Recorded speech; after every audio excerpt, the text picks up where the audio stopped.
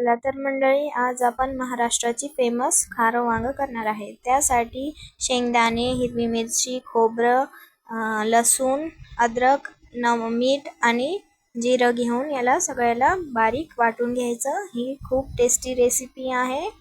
चला तर वांग्याला आपण कापून त्यामध्ये ते आपण वाटण घेतलं आहे। त्या वाटणाला आपण मधोमध टाचून भरणार आहे वांग्याच्या। आपण असंच सगळे वांगे भरून घेऊ। ही रेसिपी खूप टेस्टी आहे आणि महाराष्ट्राची फेमस ही डिश आहे खारं वांग, आणि कोणी याला भरवा वांग पण म्हणतात। आपण ही रेसिपी एकदा नक्की ट्राय करा आणि मला कमेंट्समध्ये सांगा की ही रेसिपी कशी झाली आणि तुम्हाला ही रेसिपी कशी वाटली। बघा, मी सगळे वांगे असेच सगळे टाचून भरून घेणार आहे।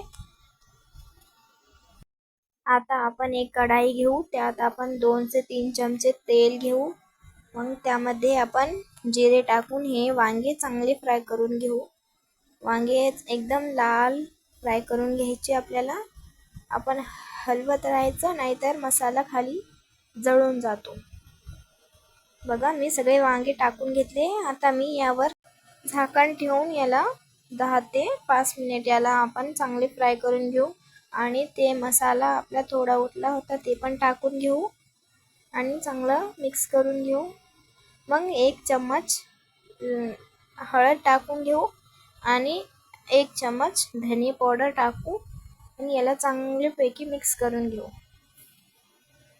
एकदम खमंग वास सुटला पाहिजे। आणि मी कोथिंबीर थोडीशी मिक्सरमधून काढून घेतली, ते यामध्ये आपण टाकून देऊ।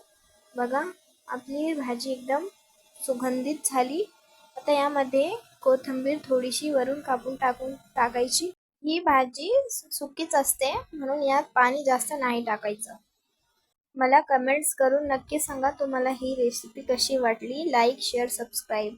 Bye bye.